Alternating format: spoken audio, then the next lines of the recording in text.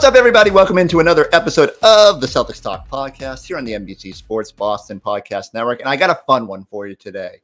Mark Murphy, the longtime beat reporter for the Boston Herald, announced this week he is retiring. And so, long overdue, we brought him on the program, not only to talk about his expansive career from everything from Larry Bird to the championship in 2008 and last year's playoff run, but, you know, he's still been plugging away this summer. He's still got some great information. In fact, some nice insight about what the Celtics might do with their roster. But mostly we wanted to celebrate his career and look back at some of his favorite moments, some of his favorite NBA cities. All that is coming up. So let's get right into it. Here's our interview with Mark Murphy. All right, Murph, a man of freedom and his freedom. I don't know. You know, I don't think, tell me about just the process of deciding. I want to ask you a little bit about this year's team. We're going to get into your career down the road, but just how does it feel? Has it sunk in, the notion of retirement? It sort of sunk in the other day when I put it up on Twitter, and all of a sudden people started coming back at me, and it was, it was actually a little bit overwhelming. I don't think I really felt it. Well, you know, I had to write that Gallinari story last week, so you know, it was right back on the usual housekeeping type of stuff. But now, you know, my wife and I we rented a house out in Block Island next week. We're just going to head out there, grill fish, and go to the beach. That's going to be the deal. You don't want to hang around for another 110 game season and fly all over the world and do this again? Well, I'm gonna get to enjoy it by actually just watching. You know. Well, you know what? You shouldn't have to wait until you decide to retire to get your flowers and hear everybody praise you. And I'll get into that in a little while. But this is long overdue. I should have had you on. But before I let you ride off into the sunset, I'm going to pick your brain a little bit more about the upcoming season. And one of the things that, you know, sort of the topic du jour now that we've moved out of the Kevin Durant saga is what should the Celtics do now that your guy, Danilo Gallinari, is out for the season? You know, should the Celtics panic here and try to find someone to fill that gap? Or are you more in the camp of, like, let this thing play out a little bit and figure out what you got going in kind of as you navigate training camp? Well, I think they feel they want to find out what they've got. They're not in a hurry. If there's a trade out there, why not? But you know, I don't think they're at all interested in Carmelo, for example. They obviously weren't interested in Harrell, you know. And I think what it comes down to is, you know, they don't want to sacrifice their defensive principles. You have to either be able to defend. You know, I'm not sure what it would look like the first time Melo had to switch onto a point guard, for example. So, you know, the one name that someone I talked to kept bringing up, which I thought was a little bizarre, was Kabengele. I mean, they feel like they've found something with him.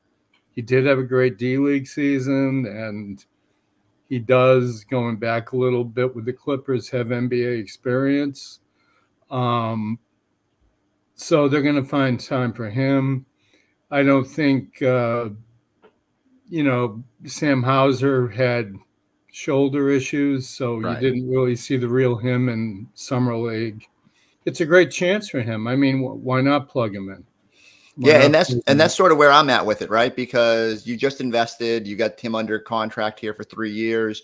Your top of your roster construction is so bloated salary-wise that it makes it almost imperative that they fill out this roster with cheaper players. And I've had people say, well, all right, Utah's in a fire sale. Who can you go get from Danny Ainge and fill out the end of the roster? But the luxury tax is going to make everything prohibitive. So I do understand why they want to give first crack to some of those guys. It's interesting to hear you say Kabengele because, I mean, he had a good summer league and certainly, you know, won that two-way spot with his play.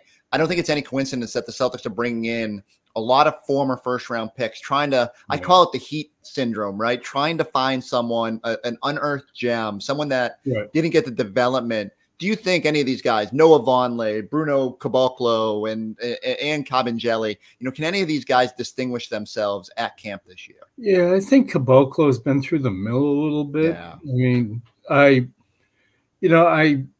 am kind of interested in Vonleh. I mean, the guys, you always hear about his potential.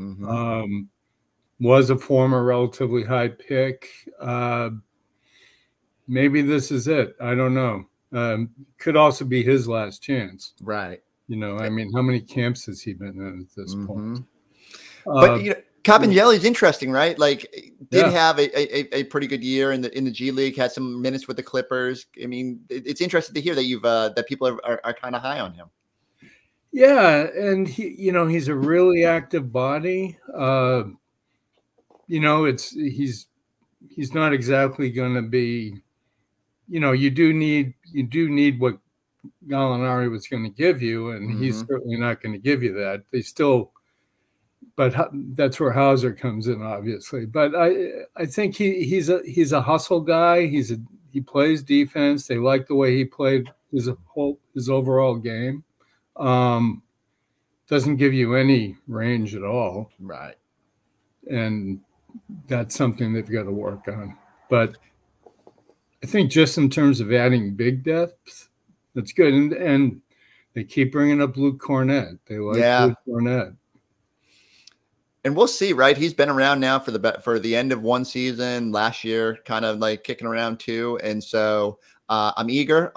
Maybe I had someone asking a mailbag this week. They said, how come the Celtics are so averse to 7-footers? And I said, come stand next to Luke Cornett. The man is a giant in like every term. Can he play defense against Joel Embiid? That remains to be seen. But, that's my one concern with losing Gallinari is that I think there was a plan to play him a lot of small ball, 5 spot. You could shuffle him up a little bit, throw Brogdon out there on the second unit, still get away with some guard heavy lineups. Now you've got to figure out that 5 spot. Do you think so many people are sitting here saying they need to fill that Gallinari void? Do you think it's maybe more imperative to fill the 5 or the 4, or did some combination of that enough to get by? I think it's the 4, and I think that I know he sort of faded in the playoffs late in the finals, but it's another step in Grant Williams' development. Yeah. I think you're going to see him continue to play a larger role. They love him with the small ball 5, and he can certainly do that. He's got to mature a little bit, both emotionally and with his game. But I think that, that's one area where I think you're going to see them plug the Gallinari hole. Nice. Well, the big storyline of the summer was, of course, the Kevin Durant drama, and I think we were on the same page. Like I couldn't ever see it getting to a point where it would be a real thing because the price was always going to be astronomical. But now the Celtics do have a situation where Jaylen Brown comes back in yet another year where he's sort of danced in trade rumors. And how do you think Jaylen will take that? Are you worried at all that he gets frustrated by it? I talked to somebody from his side of things during the summer, and the main message coming from them was Jaylen wants to come back. Jaylen loves it here. And the extension isn't even a consideration. I mean, he's going to make much more in free agency. So then it becomes, can you hold on to him? But from the perspective of him liking where he is, I think he likes where he is. The one thing I never got was this narrative that was out there that, well, Jaylen wants to be a number 1. He wants to be his own star. I don't get where that came from. Yeah, and I can actually remember talking back in training camp. I was lucky enough to sit down with both him and Tatum, and part of it, the discussion was a bigger their relationship. But I think individually they both expressed this. There isn't that there's never been a jealousy of 1A, 1B. That sort of. It's just.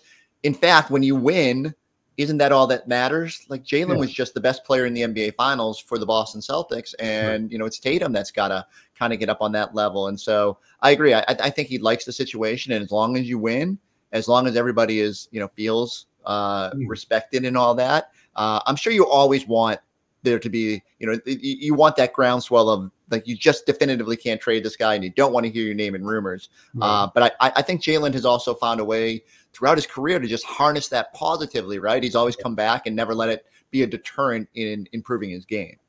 Yeah, and I think that he comes every year, he comes back a better player.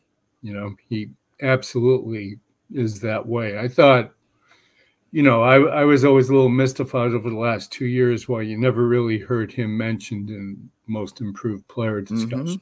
Because I thought, you know, I mean, who, for the level he's playing at, I mean, who can you say is better? But he also discovered his weaknesses in the finals, and some of them are the same weaknesses that Tatum has. You know, he needs a better handle, especially if he can develop his handle the way he attacks. I mean, he's going to be an incredibly dynamic player. You know, and it's for him, I think it's the playmaking. Tatum's working on his game, and overall, I think that's the story of this team is how much better are those two going to get? Yeah. Yeah, that's what's going to put them over the top. It is funny for all the time I spend on the fourth center and who's going to be the 14th body. Sometimes it's as simple as, are your superstar players going to be superstars, especially when it matters? And I think, you know, sometimes that's not a sexy storyline because unless Jason Tatum, like if Jason Tatum keeps getting better, that's a great thing for the Boston Celtics. Last thing on this year's team, and then I want to get into I want to make you talk about your career. Where are they in the East? Like, I love asking people this because they're the defending Eastern Conference champions, but we know Bucks are bringing back a healthy Middleton. Everybody else seems to have loaded up a little bit. There'll be more comfort in Philly and well, I say Brooklyn, but who knows what happens there. Where do the Celtics stand in the hierarchy entering the season? I think they're a top 3 team, but to say they're the best, I'm not sure I can say that. Cleveland is a real curveball. Oh, yeah. You know, trying to fit them in, I'd say they're in the top 5. The team that I can't quite figure is Miami. Do they slide? I mean, were they exposed? But right now it's Celtics, and the team that I think, you know, and this goes back to the Durant stuff, you know, Brooklyn, they're all sort of being forced to live together. Well, if they accept it, you know, Ben Simmons has something to prove. Kyrie, although he may not think so himself, has something to prove. Durant, you know, you never have to question what he does on the floor. Joe Harris is coming back. That's a team. I think that team could win the conference if things fall the right way. Yeah, and like the talent is undeniable. It's just a matter of, like, I don't know how you look at Steve Nash in the eye if you're Kevin Durant walking into that first practice. But you know what? The NBA is filled with drama, and the teams that figure it out, they're right there because talent is king. And I can't wait to see how it all plays out. It's going no easy path back to the NBA Finals for the Boston Celtics. All right, what for you? Which city are you going to miss going to the most? New Orleans. Absolutely. Well, you know, my wife and I, when we get away, we did a getaway there one year where we just decided to go down after Mardi Gras. We had the whole city to ourselves and basically just a run of any restaurant you wanted to go to. It's the best food town, one of the best food cities in the world.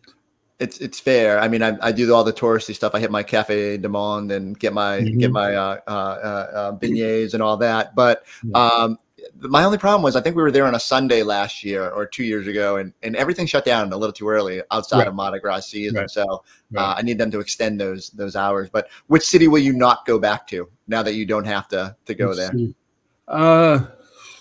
Which was your least favorite sort of? There's a few. Only Minneapolis, only because I was always there on like January 30th. Right. It's you know, but yeah, Minneapolis. I think Charlotte's kind of a snoozer. Ooh.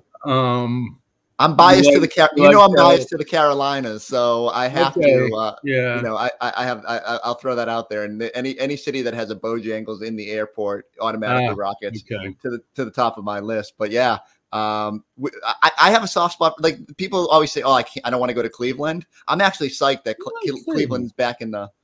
Well, you like the barbecue place. I do. Well, I like two things. I like the taco spot.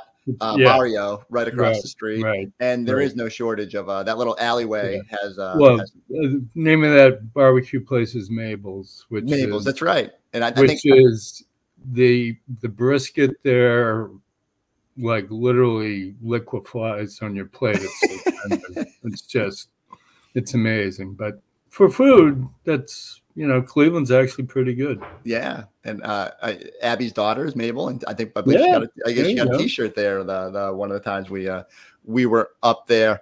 How did you land on the Celtics beat? Like, take me all the way back. What was like? Do you remember what was your impression going into it? And obviously, I think you caught the end of the Larry Bird era, right? Like, what was that like? Yeah, that was amazing. I got. I went way back. Steve Bulpett and I used to work on the North Shore. I had done some time on the desk. I get a great letter of recommendation from somebody, Jeremiah Murphy, who, the former Globe columnist, who actually retired to work in the paper I was on in Beverly. And he was friends with Bob Sales, the sports editor. They came up together in the business, and that's basically how I got on to working on the Herald. And then Bulpett was on the Celtics beat, put in a word for me. I got onto the beat, and just in time for Larry Bird's McHale. Parrish was like a physical freak. His ankles never swelled after he rolled them, but everybody, Dennis Johnson, their bodies are all starting to catch up with them. So I wrote a lot of injury stories. So nothing's changed because the hospital Celtics persist all these years later. But the one great thing, I was able to cover the first Dream Team. Went over there with Bird, and that was the Barcelona Olympics were. I think a lot of people consider that to be one of the greatest of the Summer Olympics. And I would attest to that. It was just an amazing experience. Just watching how overmatched every other team in the world was against that team was, kind of funny. But, they had the Tournament of the Americas, which they actually had to play in a qualifying tournament to get into the Olympics. Which is preposterous. And you had teams like Cuba, Brazil, all the Western Hemisphere teams. And remember watching one game where Magic's bringing the ball up. They're playing Cuba. And the guy who's guarding him for the Cuban team suddenly turns to the bench with a big smile on his face. And there's a guy sitting on the end of the bench with a camera, and he poses.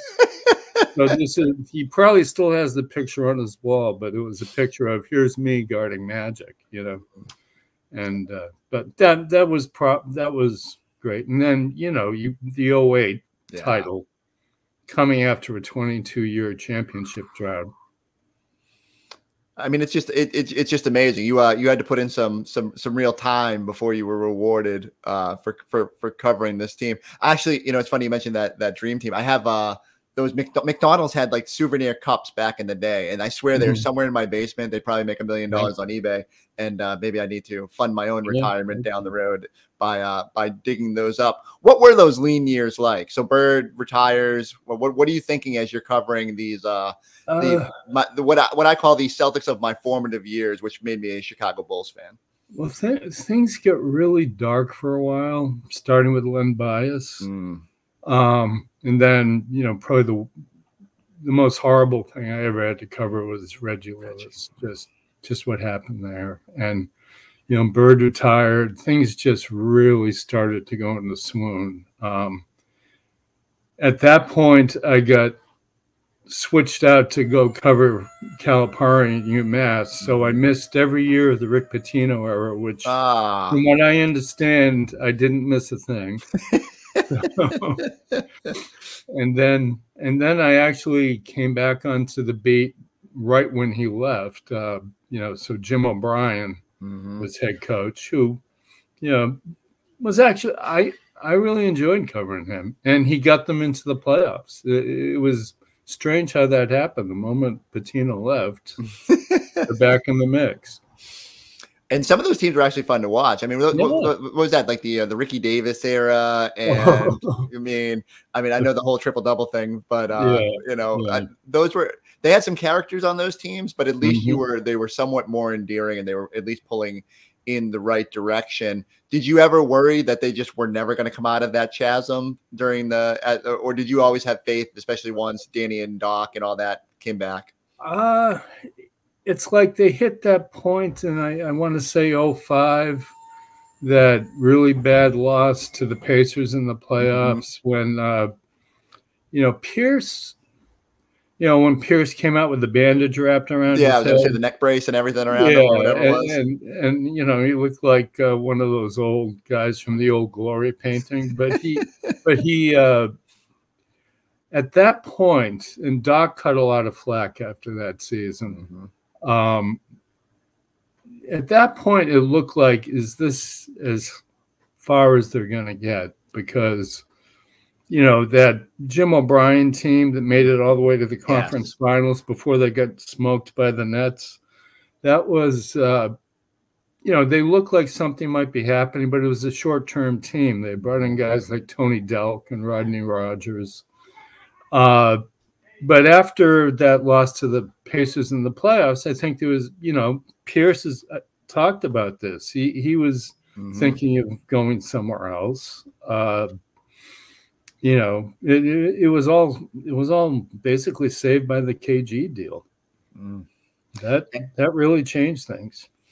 I mean, and what a magical ride that was. That was actually like I was lucky enough to jump on there at the end of that 2008 season, and I actually I was going. My buddies had bought season tickets in that 2007-08 season, thinking that they might have a top 3 draft pick. Little did we know it would go the other way, and all of a sudden they're right there, and so that was my first exposure to it, and I could not. It was magical just to be part of a finals run, and the fact that I didn't have to cover the first 86 games of it. I just kind of latched on, and the playoffs were so weird because it was a bunch of 7-game series. So yeah, that was super fun. One thing I wanted to ask you about. One thing I wanted to say, I remember that draft. I was in the ping pong room for that draft, and Wick was there, and they're showing pictures on the screen of all these people celebrating in Boston, and in the meantime, Wick knows that they've been bumped down to the 5th pick because of a roll of the ping pong ball, and he's watching all the celebration. His head's just down like this. It's like Delonte West was in the streets of Boston celebrating. I remember he came up on the screen, but it was but to pull out of it and it started with the Ray Allen deal. Yeah. And then it all snowballed from there with I can remember, what's funny is I was working, so I was at boston.com, like the online offshoot of the Globe at that point. I was dabbling, writing sidebars when appropriate, but I actually remember, I think it was like whatever, August 30th or whatever, 31st of that year, and the same day the Celtics traded for Kevin Garnett, the Red Sox traded for Eric Gagne. And at that moment, both were like equally important moments. And I was like blown away by it. I was like, wait, they just got Kevin Garnett. I'm like, I think this is going to matter. And ultimately it did from there. One of the things that I've always been fascinated by, being a little bit around it, was the Globe versus Herald wars through the years. What was it like to be inside of that, and what was it like to always kind of, there was a rotating cast. I remember my first year, Mark Spears had come on board, and Shearer, and like down through. But even when you started, I'm sure it was still the Shaughnessy, Ryan, and Aaron. What was that like being in a 2-newspaper town? It was tremendous, and the Herald was a great paper back then because we had Charlie Pierce, we had George Kimball, we had we were like the Grateful Dead to your Beatles. You know, it was. We had George Kimball, you know, Michael Gee. Those are three damn good columnists. Yeah, personalities for sure. Charlie's my idol. I mean, Charlie is probably the most gifted person I've ever worked with. But he, you know, and you had great people in every beat. And walking into the whole thing with the Globe, Jackie was on the beat. Oh, right. Those first couple of years, I got my ass kicked. You know, understandable. Absolutely. It's Jackie. Absolutely. You know, and Ryan was still attached to the beat. Peter May. And, you know, and I was working with Bill Pett, who was, you know, amazing. Premier in the league, you know. So it's, but yeah, the back and forth. And I think back then, especially on the sports editor level, there was a real hatred between the two places. Right. Absolutely. You know, because my boss, Bob Sales, was a former Globe investigative reporter. He was actually part of a Pulitzer Prize winning team during desegregation, but he was also an outlaw. So he just loved tweaking the Globe whenever he could. Well, I have two stories, and one maybe they'll both embarrass you, but I want to get them out before because I want them on record. So, 1998, or well, I guess it would have been 97. I was a senior in high school, and literally we had a course called Current Affairs, and literally somehow we had a Herald subscription. Every morning they handed us a Boston Herald, and it became my favorite paper because, just like you said, it had voices. It was the tabloid style. But mostly because the beats were so well covered. And I'm going to sound like a dinosaur here, but, you know, in 1997, when I'm obsessing about like the Patriots roster, about Celtics minutia, the notebooks are like, you know, not even Sunday, just like every day, like the bold print of the name, you know, just that was the best information to me. And I could not eat that up. And honestly, I was thinking about it this morning as I was kind of walking around town. I don't think I would have. I was filling out college applications at that point, and I can vividly remember Northeastern had communications, but they made you kind of go a little bit deeper. Like, what do you want to do? And I saw journalism, and I don't know if I hadn't been reading those Heralds back then, if I ever chose journalism. But I remember being like, this is a pretty cool career because guys like you and Bill Pett made it seem super cool. So you deserve a ton of credit for that. And I'll tell you this: when I get to the Boston Globe in 99 as a college freshman. And I won't name names, but there were reporters that would call and say, can you read the first edition Herald to me? Because there was that much, like they didn't want to get scooped and you needed to know like what the competition was writing about and what am I writing about? I just thought that was fascinating. And I can't imagine what that was like to be constantly in the mix. It was really, I remember Chris Ford came down with some kind of physical ailment. I don't remember what it was while he was coaching.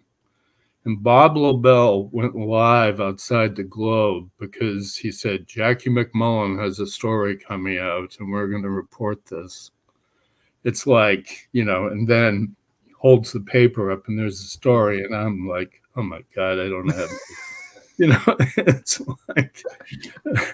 Is that like the worst feeling? Because like I still get that feeling even when it's like Woj and Shams. I'm like, you know, that's my beat. Why aren't I better at this? It's just the information flow is different. Oh, and then Sales, you know, who was a real old school dude, worked for the New York Herald Tribune way back in the day when that place existed. But you know what you dreaded was getting a call from him at 11 o'clock at night. Have you seen the paper? And, you know, it's like, oh, no, you know. But that's, you know, there was real anxiety. You know, it was absolutely that. It's so different now with Twitter and things are so instant. I was going to say, like, did you sleep better in the later years? Did you sleep, like, was it more difficult because it's now 24 hours? Like, how has this been part of this evolution of journalism? You know, I get better at my job for one thing. So that was that, you know, I slept better that way. But things are now it's like, you know, Woj and Shams have a pipeline into the draft. you know, I still think there's somebody in NBA PR who's like on the phone with those two, saying, "Okay, here's the next pick." You know, they're like a delayed, you know. But it's you know, they're just so tied into agents, and you know, I think what the whole nature of being a beat reporter has really changed. Mm-hmm. It's you know, the national scene is just so much larger now. It's so true. It's just, and it's like I said, even from when I've joined on, it's just such an evolution of how this job goes and the things we do day to day. And but I feel like the Globe and the Herald guys are a lot friendlier. Like, you know, you Himmelsbach, Washburn, everybody, we all get along. I feel like it anyway. It's true. I remember supposedly the reason this, you know, maybe they were just looking for an excuse, but the reason the Celtics practices used to be open, you could just walk into Hellenic and sit in the stands and just watch practice. That's how all those great stories back then about the Grateful Dead showing up when Walton was playing and all that. That's how that, you know, reporters are able to see that, you know, when Bill Fitch brought in an aerobics instructor to drill the team, you know. But what happened was one day Mike Carey, who preceded Bill Pett on the beat, another terrific beat guy who probably got a little too close to the players he was covering and couldn't report everything, but he and Ryan got into a screaming match in the middle of a practice that disrupted everything. The players were distracted, and from that point, I think they were just looking for an excuse. And I wasn't there, so I didn't see it firsthand. But yeah, they shut down practices from that point forward.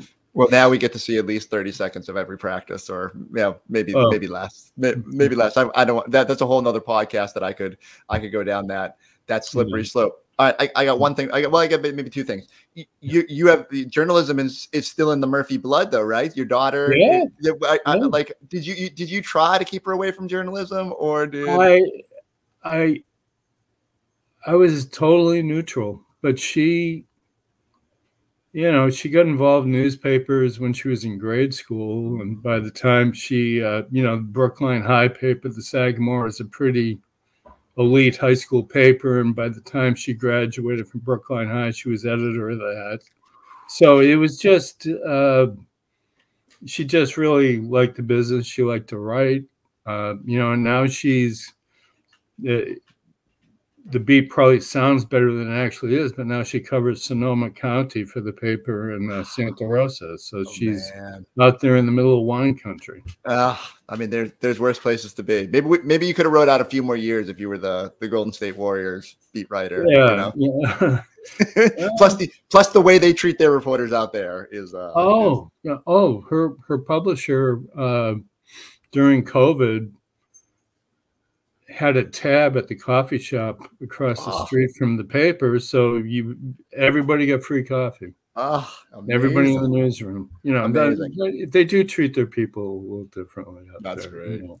All right, you've got lunch with some other Celtics beat retirees coming up, so I want to get you out on this. What's your advice? Like, you know, leave me with some wisdom about being a Celtics reporter or a reporter in general. What is the key to being a legend so that I feel better about myself and whenever I walk away or get told to go away from all this? No, you're already doing it. Yeah, you are. man, you know, it's the new thing is what you're doing. You have video, you have a social media presence. It's not just having a print presence, certainly, but yeah, it's you have to conquer all of these platforms. John Corrales has a great podcast. You know, it's not just writing anymore, which is why I'm a dinosaur. That remains my chief contribution. I don't know. I still, as someone who came in on the print level, I still have ultimate respect for the people that were able to stick around. And what was it, 34 years, you said? 34 and a half years? 34 and a half. I spent some, including I spent some time in news side. Right. I did 2 stints on news. Had some great experiences there. That's one thing I would recommend to anybody if they really want to build their chops, is to get some news experience. It teaches you how to report. I won't say who, but I did meet some guys in the sports end who, the Herald was shorthanded at the time, and I got loaned out. I was sort of like a Euro soccer player, but it was some guys just balked. No, I'm not doing that. Oh, I'm not calling the police station. I can't go live at a fire.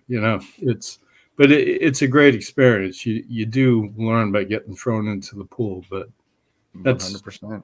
Yeah. It makes it easier when you have to just kind of keep bugging a GM every day, hoping to get a morsel But there's so many people that are specialized these days. They are strictly NBA writers. They're strictly baseball guys. I think that's something that's fallen by the wayside. Is what, in the spirit of general assignment, you should be able to cover anything. Yeah. It's so true. I marvel at my place because I can have Tomasi or Curran, and they can come talk hoops, and they're just so into it. And then I've got to improve I'm not going to watch any Red Sox games, but maybe I can kick up watching some Sunday football over the next few months. All right, Mark Murphy, I need you to keep that cell phone handy, because you're still a wealth of information, and I can't promise this is the last time I'll bug you, but I will try to allow you to enjoy retirement. Anytime. I've told myself I'm not going to show up at the Garden for at least a year, hopefully. So love it. Keep up with your sartorial splendor. My wife loves your fashion. Well, I mean, when I retire in 20 years, if that's the only thing they remember, then I've done something at least, and I will try to keep the buttons on my lapel fresh and clean and all of that. All right, Mark Murphy, go enjoy your lunch. Say hello to some of our mutual friends. Thank you so much for your time. Take care. Say hi to the guys. Oh, I will, and I'm going to hold you to that. No showing up at the Garden or practices for a year. Okay. All right, great stuff there from Murph. I can't tell you how much I'm going to miss having him around, even in these last couple of years, seeing him on Zoom and then finally getting back out at the Garden last season. He is a legend. All those guys that I grew up reading, and I mean it from wholeheartedly. I literally was thinking about it this morning. I don't know if I'm sitting in this chair if it's not for guys like him making the idea of journalism sound like fun and showing the way you cover a team and just kind of being all about the information, and so much respect for what those guys did. Big shoes to fill over there at the Herald. I'm sure the incoming guy will do just fine. But I need everybody to go like, subscribe, check us out on the YouTube page. Season's coming, baby. I think we're less than 3 weeks until training camp. So buckle up. A lot more Celtics Talk podcast coming your way. We'll catch you next time on the Celtics Talk podcast.